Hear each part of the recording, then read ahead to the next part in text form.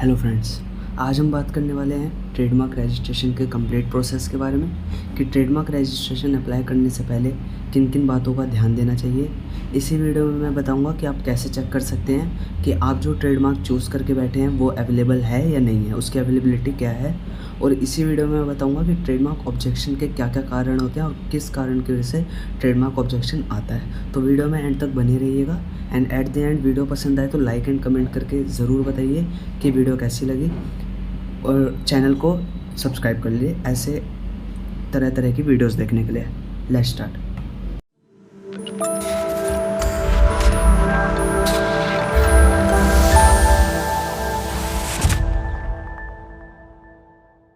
सबसे पहले ये वेबसाइट है हमारी legaltax.in। यहाँ पे जाके आपको सारी चीज़ें जो हम प्रोवाइड करवाते हैं वो दी जाएगी, जैसे कि टैक्स सर्विसेज में हम लोग जैसे कि प्रोप्राइटरशिप रजिस्ट्रेशन से लेके एनजीओ ट्रस्ट रजिस्ट्रेशन तक, एंड ये सारी चीज़ें हम प्रोवाइड करवाते हैं। लाइसेंस में हम जीएसटी रजिस्ट्रेशन से लेके सीई मार्किंग सर्टिफिकेशन, ये आप देख सकते हैं वेबसाइट legaltax.in। आपको सिर्फ सर्च करना है, ये हमारी वेबसाइट है। एंड आईपीआर सर्विसेज में हम लोग ट्रेडमार्क रजिस्ट्रेशन भी करके देते हैं आपको, जिसका चार्ज बहुत कम है। आप हमसे डायरेक्टली कांटेक्ट कर सकते हैं। हमारा जो फ़ोन नंबर है वो आपको नीचे दिख जाएगा कमेंट सेक्शन में पिन, और ऊपर भी आपको इस वीडियो में दिख जाएगा कि हमारा फ़ोन नंबर क्या है। आप हमसे डायरेक्टली कांटेक्ट कर सकते हैं, हमसे डायरेक्टली असिस्टेंस ले सकते हैं। तो गाइज़ मैं आ गया हूँ हमारे ट्रेडमार्क रजिस्ट्रेशन के पेज पे। अब सबसे पहले मैं बताऊंगा कि ट्रेडमार्क होता क्या है। ट्रेडमार्क रजिस्ट्रेशन करने से पहले आपको ये भी पता होना चाहिए कि ट्रेडमार्क क्या होता है और ट्रेडमार्क क्यों इंपॉर्टेंट होता है। तो trademark is termed as unique sign that is used to make the goods और सर्विसेज आइडेंटिफाइबल और distinguishable from others. It can be signs, designs, pictures और इवन एक्सप्रेशन। तो ट्रेडमार्क क्या होता है? ट्रेडमार्क कोई भी ऐसा चीज़ होता है, वो साइन भी हो सकता है, वो डिज़ाइन हो सकता है, वो एक पिक्चर हो सकती है, जो आपका जो भी साइन है उसको यूनिक बनाए आपकी मार्केट में, मतलब मार्केट में आपको अलग से एक जान पहचान दिलाए, वो आपका ट्रेडमार्क होता है। जैसे कि आप कोई भी अपना वर्डमार्क चुनते हैं तो आप इसलिए चुनते हैं कि आपका जो भी आपने अपना ब्रांड नेम चुना है वो मार्केट में अलग नाम से जाना पहचाना जाए, ठीक है। तो इसके लिए ट्रेडमार्क इंपॉर्टेंट होता है। अगर आप उसका ट्रेडमार्क नहीं कराएंगे, जैसे आप किसी दुकान पे बहुत मेहनत कर रहे हैं, आपने अपना एक ब्रांड नेम चूज़ करा है, लेकिन उसको बस आपने रजिस्टर नहीं करवाया, और कुछ टाइम बाद जब आपकी पॉपुलैरिटी बढ़ गई है मार्केट में, तो लोग फिर आपका वही ब्रांड नेम चुरा सकते हैं, कॉपी कर सकते हैं। तो आप उनके खिलाफ़ कोई भी लीगल एक्शन नहीं ले सकते अगर आपने ट्रेडमार्क रजिस्ट्रेशन नहीं करवाया हुआ है। Trademark registration also provides the right to sue against the person identify who tries to use to be registered trademark. A person cannot use a similar trademark that is already registered.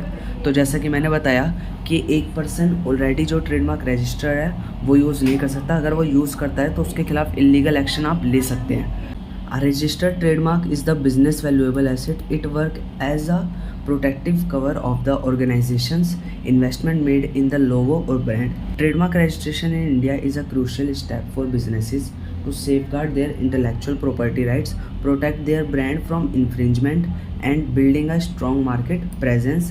It provides legal remedies and enforcement mechanism, ensuring that the registered trademark is secure and respected. तो जैसा कि मैंने बताया कि trademark क्या करता है, trademark आपके ब्रांड को प्रोटेक्ट करता है कि कोई और उसको कॉपी ना कर सके, कोई और उसको यूज़ नहीं कर सके। चलिए अब बात करते हैं कि इम्पोर्टेंस क्या क्या होती है ट्रेडमार्क रजिस्ट्रेशन की इंडिया में। It allows the applicant to use words और symbols to represent a business. तो ये जो है ट्रेडमार्क, ये एप्लीकेंट्स को अलाउ करता है कि वो अपना वर्ड और सिंबल जो भी है उसको यूज़ कर सकें अपने ब्रांड को प्रमोट करने के लिए। Once your trademark is registered then the owner can use the TM symbol on it. अगर आपका एक बार ट्रेडमार्क रजिस्टर्ड हो गया तो आप उसको कैसे यूज़ करेंगे मार्केट में? अगर आपने सिर्फ एप्लीकेशन फॉर्म फाइल कर दिया एंड वो अभी सिर्फ रजिस्टर्ड होने में अभी टाइम है उसको, तो तब भी क्या कर सकते हैं, आप अपना ट्रेडमार्क इस्तेमाल कर सकते हैं। ये चीज़ें बहुत लोगों को डाउट रहती है कि TM और R में डिफरेंस क्या है। अगर आपको नहीं पता कि TM और R क्या है तो मैं बता दूं कि आप जैसे किसी का भी ट्रेडमार्क देखते होगे तो उसमें एक साइन होता है TM या फिर R, ठीक है। तो इसका मतलब ये होता है कि अगर आपने ट्रेडमार्क रजिस्ट्रेशन फाइल कर दिया तो फिर आप क्या कर सकते हैं, TM सिंबल उसके उसके ऊपर यूज़ कर सकते हैं। TM सिंबल होता है आपका जो भी ट्रेडमार्क हो गया, उसके साइड में आप एक TM सिंबल यूज़ कर सकते हैं। जैसे कि मैं एग्जांपल दिखा देता हूँ, TM एंड R सिंबल, ठीक है। ये साइन होते हैं। जैसे कि मैं इमेजेस खोलता हूँ तो इमेजेस में आपको दिख जाएगा, ये देखिए, जैसे कि ये है, ये इमेज मैकडोनल्ड्स में R लिखा हुआ है एंड स्टारबक्स में TM लिखा हुआ है। तो TM वो लोग यूज़ करते हैं जिनकी जो एप्लीकेशन है वो अंडर प्रोसेस चल रही हो, और R वो यूज़ करते हैं जिनके पास सर्टिफिकेट आ चुका हो ट्रेडमार्क का, जिनका ट्रेडमार्क रजिस्टर्ड हो गया हो। तो आप अगर एक बार अपना ट्रेडमार्क फाइल कर देते हैं तो उसके बाद आप उसको मार्केट में यूज़ कर सकते हैं, चाहे बेशक आपका सर्टिफिकेट आया हो या नहीं आया हो उसको, लेकिन आप यूज़ करेंगे TM का सिंबल लगा के। Trademark, so it is as advisable to get trademark registration under the proper guidance of a legal expert, because the registration process of a trademark has various steps and it also requires regular follow up। अब देखिए, main बात मैं आपको ये बता दूं कि आप ट्रेडमार्क रजिस्ट्रेशन घर बैठे कर सकते हैं, उसमें कोई प्रॉब्लम नहीं है। अगर आपको घर बैठे ट्रेडमार्क रजिस्ट्रेशन करना है तो उस पर एक डिटेल्ड वीडियो मैंने बनाई हुई है, उसकी लिंक मैं डिस्क्रिप्शन में दे दूँगा। वो लिंक खोलते ही आप घर पे बैठ के जो ट्रेडमार्क रजिस्ट्रेशन करने का प्रोसेस है उसको देख सकते हैं, उसको फॉलो अप कर सकते हैं। उसी के साथ मैंने डिजिटल सिग्नेचर भी कैसे अटैच करना है, कैसे बनाना है, वो उसकी भी लिंक दे दी है नीचे, तो आप देख सकते हैं। लेकिन अब यहाँ पे हमने जो वेबसाइट में लिख रखा है ये भी बात सही है कि जो ट्रेडमार्क है वो आप घर पे बैठ के कर सकते हैं, रजिस्टर सब कुछ कर सकते हैं, लेकिन 90% जो केसेस है उसमें ये होता है कि आपका जो ट्रेडमार्क है उसमें ऑब्जेक्शन आ जाती है, उसमें किसी ना किसी वजह से कोई ना कोई गलती कर से ऑपोजिशन, ऑब्जेक्शन कुछ भी आ सकती है। तो आपके जो भी पैसे हैं जो आपने लगाए हैं, गवर्नमेंट को दिए हैं, वो वेस्ट हो सकते हैं सिर्फ इस वजह से कि आप उसके ऊपर थोड़ा सा पैसा खर्च करके उसको किसी अटॉर्नी से ना करवाएं। मतलब कि मैं डिटेल में बताऊं तो अगर आप ट्रेडमार्क रजिस्ट्रेशन किसी अटॉर्नी से करवाते हैं, ठीक है, या किसी भी मतलब थर्ड पार्टी से करवाते हैं, तो आपके केसेस होते हैं कि आपका ट्रेडमार्क रजिस्ट्रेशन बिल्कुल सिंपल प्रोसेस से हो जाए, मतलब एक ही बार में हो जाए। लेकिन अगर आप घर बैठ के उसको करते हैं ट्रेडमार्क रजिस्ट्रेशन तो आपसे कोई ना कोई गलती हो ही जाती है। जैसे या तो आपने कोई ब्रांड नेम चुना, उसको अच्छे से सर्च नहीं करा, उसकी ट्रेडमार्क क्लास जो होती है वो आपने गलत डाल दी, तो क्या है आपका ऑब्जेक्शन आ जाता है। फिर ऑब्जेक्शन के बाद आपको उसकी ऑब्जेक्शन रिप्लाई फाइल करना पड़ता है। फिर ऑब्जेक्शन रिप्लाई भी अगर एक्सेप्ट नहीं हुआ तो फिर उसके बाद आपको ट्रेडमार्क हियरिंग एंड बहुत लंबा प्रोसेस हो जाता है। तो इससे बेटर हमने यहाँ पे इसलिए लिख रखा है कि it is advisable to get trademark registration under the proper guidance of a legal expert. तो ट्रेडमार्क मतलब ये हमने लिख रखा है कि आपको यही एडवाइस करेंगे हम कि आप अपना अगर ट्रेडमार्क करवा रहे हैं तो किसी लीगल एक्सपर्ट के आप गाइडेंस लीजिए, ताकि वो आपको आपकी ट्रेडमार्क क्लास आपको बता दे कि आपका ट्रेडमार्क जो भी आपने चूज़ करा है वो अवेलेबल है या नहीं है मार्केट में, ठीक है। बाकी अगर आपको इधर उधर जाने में थोड़ा डर लग रहा है तो आप सीधे डायरेक्ट लीगल टैक्स से भी कांटेक्ट कर सकते हैं। लीगल टैक्स जो है वो आपको बहुत से काम करके देता है आपके ऑनलाइन वर्क्स, उसमें ट्रेडमार्क रजिस्ट्रेशन भी है। ट्रेडमार्क रजिस्ट्रेशन हम लोग बहुत चीप प्राइजेस में कर देते हैं, तो आप हमसे डायरेक्ट कांटेक्ट कर सकते हैं। जो हमारा फ़ोन नंबर है वो आपको नीचे कमेंट सेक्शन में भी पिंड दिख जाएगा, ठीक है। A trademark can be defined as the unique identity that makes your company, service, product stand out from the rest. A registered brand name is your business protected innovation, immaterial source. It safeguards the venture made into making trust and faithfulness among your clients. अब जो trademark registration है वो करता क्या है, वो ना आपका जो भी ट्रेडमार्क रजिस्ट्रेशन है वो आपके ब्रांड को प्रमोट तो करता ही करता है, उसके साथ साथ आपकी जो प्रोफाइल है, आपकी जो इमेज है वो अच्छी करता है आपके क्लाइंट्स के सामने।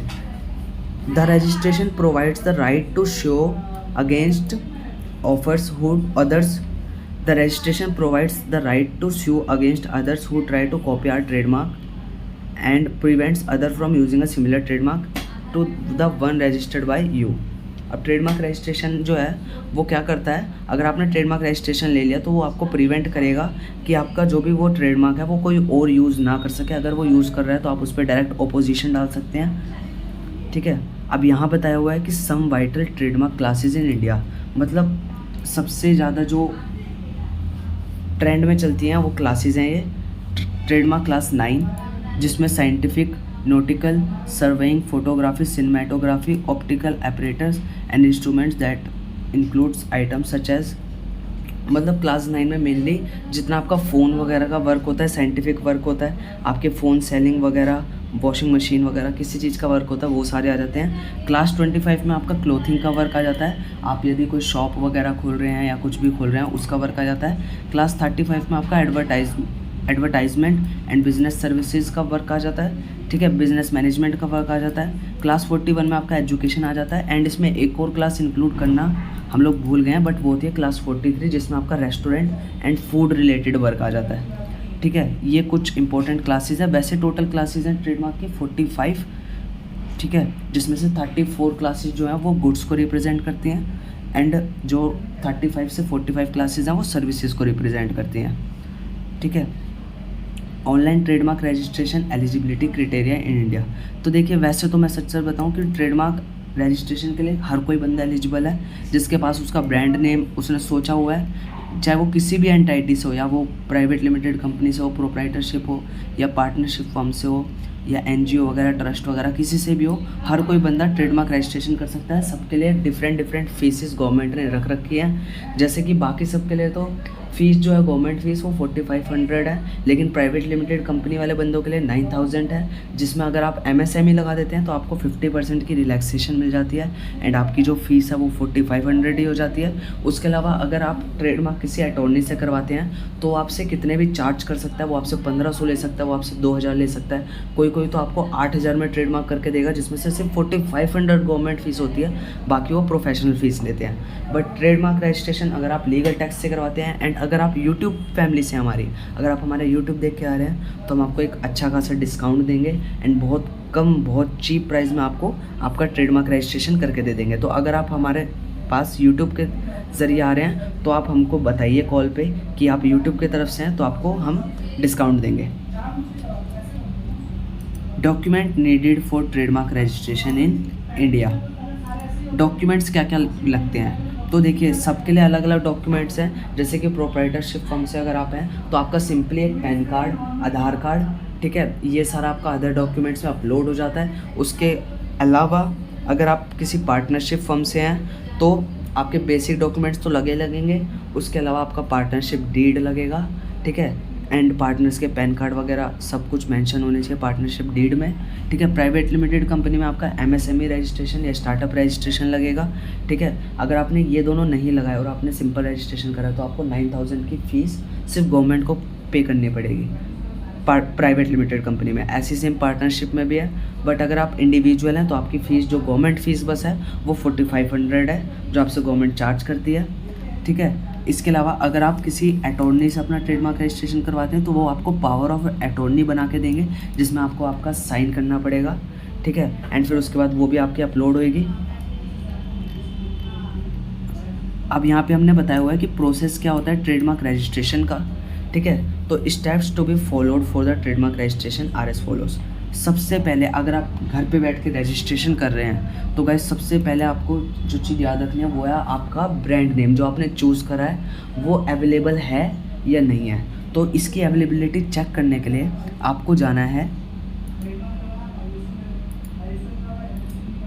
ये वेबसाइट है पब्लिक सर्च जो कि गवर्नमेंट वेबसाइट है, ठीक है। इस पर आपको जाना है, आपने जो भी ब्रांड नेम सोचा है, ठीक है। अगर सबसे पहले आपको सर्च करना है कि जैसे अगर आप मान लो आप फूड सर्विसेज से रिलेटेड कोई वर्क दे रहे हैं, जैसे आप रेस्टोरेंट खोल रहे हैं, होटल खोल रहे हैं, ढाबा खोल रहे हैं, कुछ भी खोल रहे हैं, तो सबसे पहले क्या आपको याद रखना है, आपको सर्च करना है कि आपकी ट्रेडमार्क क्लास क्या होगी।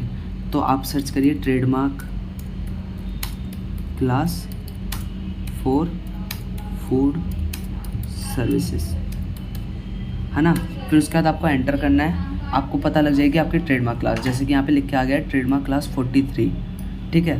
तो जो ट्रेडमार्क क्लास 43 है वो आपकी फूड सर्विस की होगी, ठीक है। तो फिर आपको वापस उसी वेबसाइट पे आ जाना, पब्लिक सर्च पे।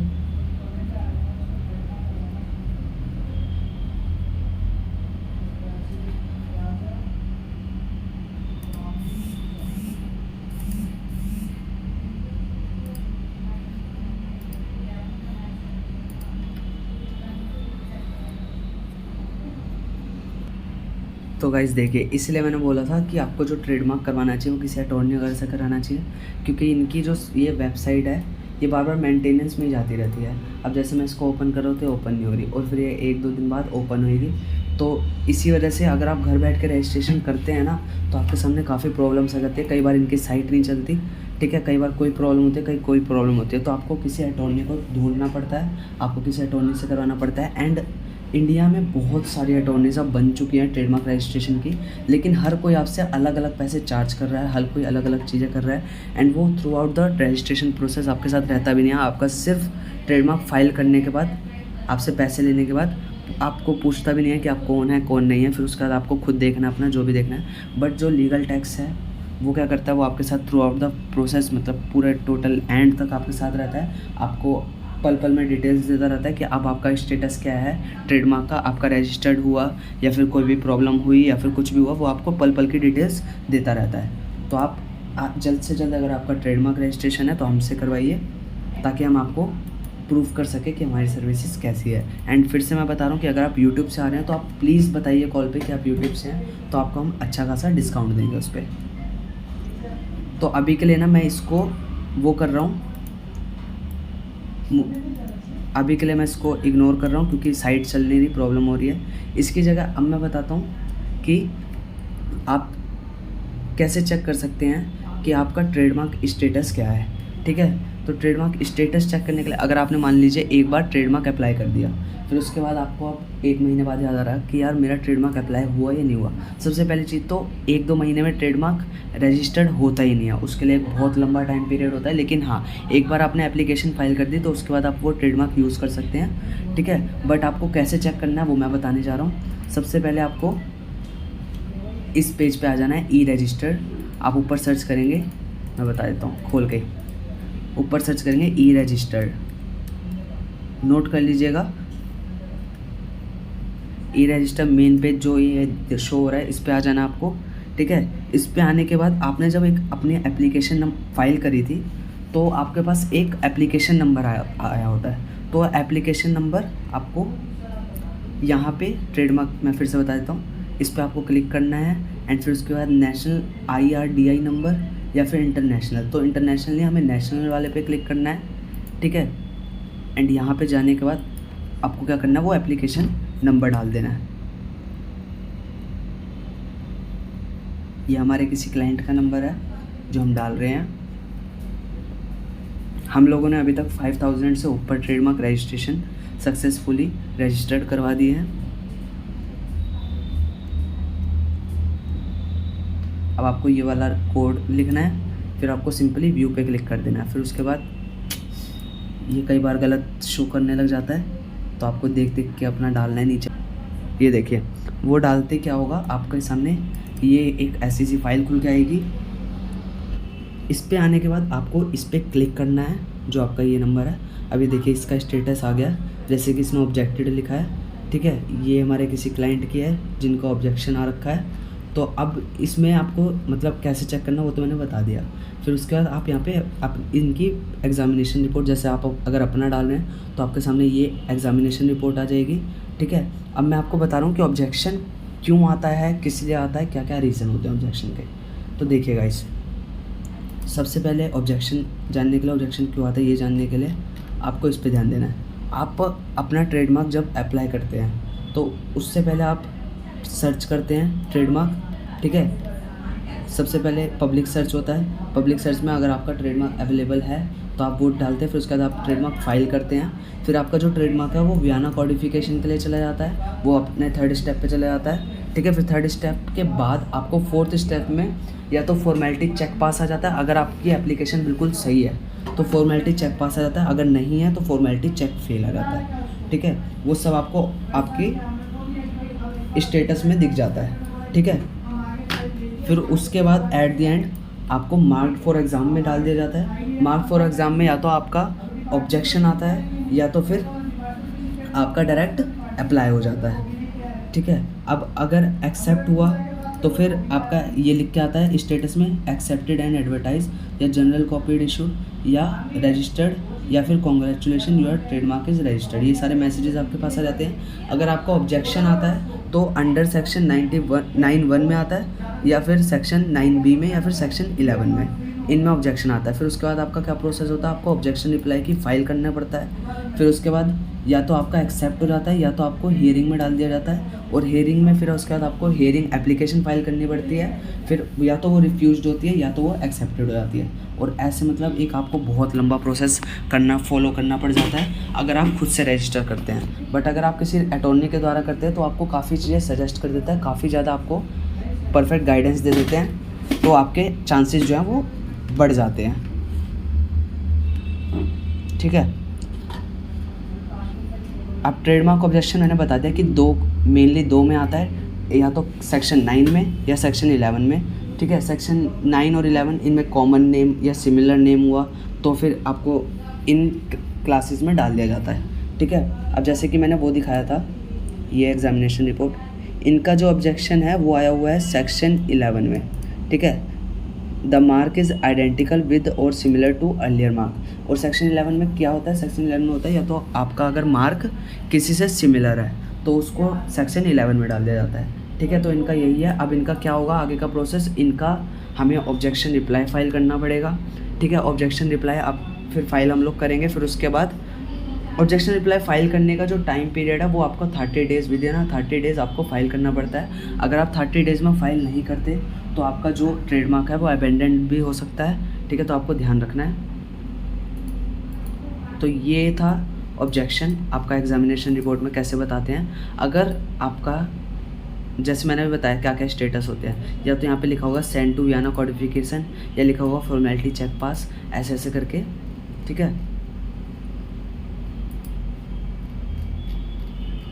अब आपको ट्रेडमार्क क्लासेस कैसे देखनी है, तो गाइस ट्रेडमार्क क्लासेस देखने के लिए आपको सबसे पहले हमारी ये वेबसाइट में आ जाना है, लीगल टैक्स। ठीक है, आप लीगल टैक्स में आते हैं तो फिर उसके बाद आप ब्लॉग में आ सकते हैं। ठीक है, ब्लॉग में आने के बाद आपकी जो भी ट्रेडमार्क क्लास है, जैसे कि सपोज़ आपने सर्च करा था रेस्टोरेंट, है ना, तो रेस्टोरेंट सर्च करने पे आपके सामने आई थी कि ट्रेडमार्क क्लास 43 है। ठीक है, तो इसमें आप क्लास 43 ये अपने साइड में लिख रखा है, आप क्लास 43 खोलेंगे तो आपके सामने हमारा ब्लॉग आ जाएगा। ब्लॉग में आपको हमारा फ़ोन नंबर भी दिख जाएगा, फ़ोन नंबर तो आपको हमारा हर जगह दिख जाएगा, तो आप हमसे कांटेक्ट कर सकते हैं। ठीक है, उसके अलावा आपको यहाँ पे ट्रेडमार्क क्लास 43 में क्या क्या सर्विसेज की लिस्ट होती है वो दिख जाएगी। ठीक है, अब ये देखिए इसमें बार एंड रेस्टोरेंट सर्विसेज, आप जो भी सर्विस आप प्रोवाइड कर रहे हैं तो उसको आप कैसे सर्च कर सकते हैं। आप यहाँ पर करेंगे अपने PC पे Ctrl+F, ये डालने के बाद आप यहाँ पे कुछ भी डालेंगे, जैसे मान लीजिए आप बार डाल रहे हैं। ठीक है, तो ये बार में आपके सामने ये सारी चीज़ें आ गई। तो ये सारी चीज़ें आप अपने ट्रेडमार्क डिस्क्रिप्शन में डालेंगे कि हम लोग ये चीज़ें प्रोवाइड कर रहे हैं। फिर उसके आगे आप लिखेंगे इंक्लूडेड इन क्लास 43। ये डिस्क्रिप्शन आपका डालना बहुत ज़्यादा इंपॉर्टेंट होता है। अगर आपने डिस्क्रिप्शन नहीं डाला तो आपका ऑब्जेक्शन के चांसेस आ सकते हैं, और अगर आपने ट्रेडमार्क क्लास भी गलत डाल दी तब भी ऑब्जेक्शन के चांसेस आ सकते हैं। तो बहुत सारे रीजंस हो जाते हैं ट्रेडमार्क ऑब्जेक्शन के। ठीक है, तो चलिए मैं वीडियो को यहीं पे एंड करने जा रहा हूँ, लेकिन उससे पहले मैं आपको एक बहुत ज़्यादा इंपॉर्टेंट डिटेल दे रहा हूँ कि गाइस मैं फिर से बोल रहा हूँ कि अगर आप ट्रेडमार्क रजिस्ट्रेशन कर रहे हैं तो ईज़िली आप घर पे बैठ के कर सकते हैं। आपका पैसा 1000 रुपये, 2000 रुपये, 3000 रुपये बचेगा, लेकिन उसमें आपके ऑब्जेक्शन के चांसेस ज़्यादा हो सकते हैं। तो इससे बेटर आप 1000-2000 फालतू दे दें, लेकिन आप किसी अटॉर्नी से करवाएं, और किसी अटॉर्नी से भी नहीं, क्योंकि आज के टाइम पे अटॉर्नीज इतनी गंदी हो गई हैं, इतनी ज़्यादा वो हो गई हैं कि आपका सिर्फ पैसे लेके आपका ट्रेडमार्क अप्लाई फाइल करने के बाद आपको वो ऐसे ट्रीट करते हैं जैसे वो आपको जानते ही नहीं है। आपको कुछ भी वो सजेस्ट भी नहीं करते कि आपका नेम जो है वो अवेलेबल है या नहीं है, वो डायरेक्ट आपका रजिस्ट्रेशन कर देते हैं। फिर उसके बाद आपसे लड़ने लग जाते हैं कि आप ही ने हमें ये नेम दिया था। बट हम लोग आपको ट्रेडमार्क नेम सजेस्ट भी कर सकते हैं, आपका ट्रेडमार्क नेम की अवेलेबिलिटी भी चेक करते हैं। ठीक है, एंड उसके प्रॉपर ट्रेडमार्क क्लास, उसकी सब कुछ प्रॉपर डॉक्यूमेंट्स वगैरह हर चीज़ आपको दिखाते हैं एंड अपलोड करते हैं। एंड उसके बाद हम आपको फीस रिसिप्ट भी देते हैं। ठीक है, हर चीज़ देते हैं, तो आप हमसे डायरेक्ट कांटेक्ट कर सकते हैं। सिर्फ हम लोग ट्रेडमार्क नहीं, हम लोग मैंने जैसे कि बताया कि हम लोग बहुत सारी सर्विसेज देते हैं, तो आप हमसे कोई भी सर्विस ले सकते हैं। शुक्रिया, धन्यवाद वीडियो में एंड तक बने रहने के लिए। ऐसी ही तरह तरह की वीडियोस देखने के लिए चैनल को अभी के अभी सब्सक्राइब कर लें, वीडियो को लाइक कर दें। एंड ट्रेडमार्क रजिस्ट्रेशन घर बैठे कैसे करें इसकी वीडियो की लिंक मैं डिस्क्रिप्शन में दे दूँगा, वो भी देख लें। एंड ट्रेडमार्क अप्लाई करने से पहले क्या करें उसकी वीडियो की भी लिंक मैं डिस्क्रिप्शन में दे दूँगा। DSC कैसे अपलोड करना है, ये सारी चीज़ें इंपॉर्टेंट है, ट्रेडमार्क में याद रखना है, इसलिए मैं आपको बता रहा हूँ कि उसकी लिंक मैं डिस्क्रिप्शन में दे दूँगा, आप वहाँ से देख सकते हैं। शुक्रिया।